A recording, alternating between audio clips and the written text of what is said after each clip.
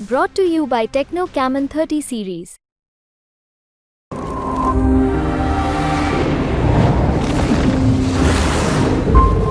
मुझे लगता है कि हमारी तरफ से कोई ऐसी बयानबाजी नहीं हो रही है। हमारा 10 साल का कामकाज का लेखा जोखा मैंने अभी आपको बताया भी।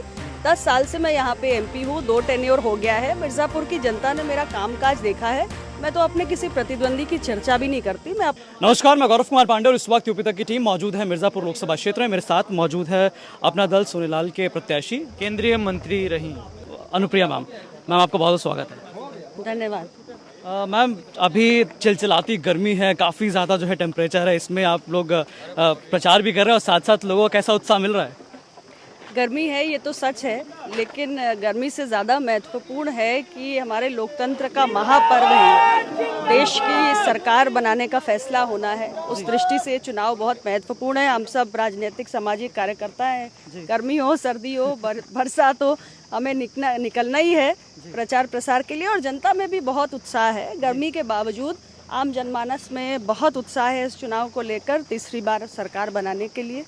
मैम, इस बार कौन कौन से ऐसे मुद्दे हैं जिस पर आपको लगता है कि जनता जो है इस बार वोट डालेगी? देखिए, अगर राष्ट्रीय स्तर पे आप ये सवाल पूछ रहे हैं तो मैं कहूँगी कि 10 साल में देश में जो परिवर्तन हुआ, आज देश की अर्थव्यवस्था दुनिया की 5वीं सबसे बड़ी अर्थव्यवस्था बनकर खड़ी हुई है। दुनिया में आज भारत का मान सम्मान बढ़ा है। हमारे देश में 10 वर्षों में बड़े पैमाने पर इंफ्रास्ट्रक्चर का बुनियादी ढांचे का विकास हुआ है।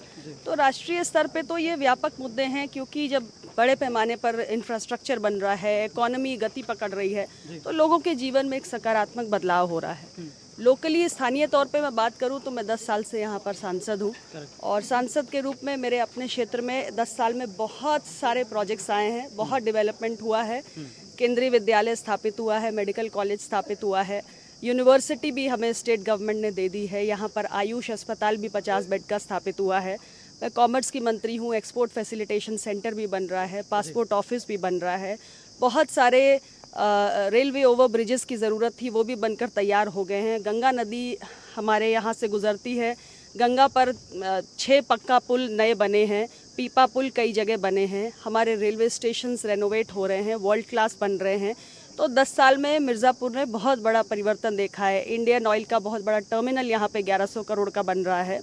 तो ये सारे जो डेवलपमेंट के काम हुए हैं, वो यहाँ की जनमानस जो है उन्हीं कार्यों पर वोट देने जा रहा है। हम इस बार हमने क्षेत्र में हम घूमे, हम गांव देहात में हम गए, वहाँ लोगों से बातचीत की, तो एक जो कॉमन समस्या हमें देखने को मिली वो पानी की थी।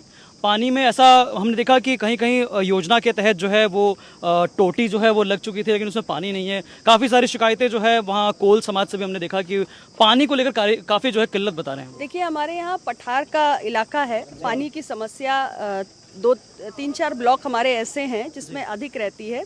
और विंध्याचल, हमारा विंध्याचल क्षेत्र और बुंदेलखंड ऐसा क्षेत्र है जिसको सबसे पहले हर घर नल योजना से आच्छादित किया गया है। बहुत सारे गांव में पाइपलाइन बिछ चुकी है, बहुत सारे गांव में पानी की सप्लाई चालू हो चुकी है, कुछ गांव में अभी भी काम प्रगति पर है, पाइपलाइन बिछाई जा रही है, और जैसे ही बिछ जाएगी वैसे ही जो टैप वाटर सप्लाई है वो वहाँ पर रेस्टोर कर दी जाएगी। इसके अलावा जो यहाँ पर समाजवादी पार्टी के प्रत्याशी हैं बिन साहब, उन्होंने कहा कि भाई भाजपा को और अपना दल को लग रहा है कि उनकी ज़मीन जो है खिसक गई है, इसीलिए जो है बयानबाजी जो है प्रधानमंत्री की तरफ से भी देखी जा रही है और तमाम प्रत्याशी की तरफ से भी देखी जा रही है। मुझे लगता है कि हमारी तरफ से कोई ऐसी बयानबाजी नहीं हो रही है। हमारा 10 साल का कामकाज का लेखा जोखा मैंने अभी आपको बताया भी। 10 साल से मैं यहाँ पे एमपी हूँ, 2 टेन्योर हो गया है। मिर्ज़ापुर की जनता ने मेरा कामकाज देखा है। मैं तो अपने किसी प्रतिद्वंदी की चर्चा भी नहीं करती, मैं अपने कामकाज पे वोट मांगती हूँ, और कामकाज की बात करने का तो हमें अधिकार है, हमें अपना रिपोर्ट कार्ड तो प्रस्तुत करना पड़ेगा। अच्छा मैम, आखिरी बिल्कुल, आप यहाँ की जनता से क्या अपील करना चाहेंगे? धूप बहुत ज़्यादा है।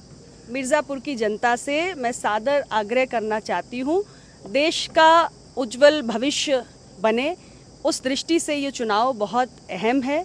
और मिर्ज़ापुर में 10 साल का मेरा कार्यकाल उनके जनप्रतिनिधि के तौर पर भी रहा है। मैं यही आग्रह करूंगी कि आप हमारे समर्थक हैं, शुभचिंतक हैं, तीसरी बार मोदी सरकार बनाना चाहते हैं, अनुप्रिया पटेल को क्षेत्र की सेवा का अवसर भी देना चाहते हैं, ऐसा मैं जनता के बीच में जाकर आभास कर सकती हूँ। तो गर्मी की चुनौती आड़े नहीं आनी चाहिए। मैं सभी से आग्रह करूंगी कि सुबह सवेरे उठकर पहले मतदान, फिर जलपान, सुबह सुबह जाकर अपना वोट कास्ट करें।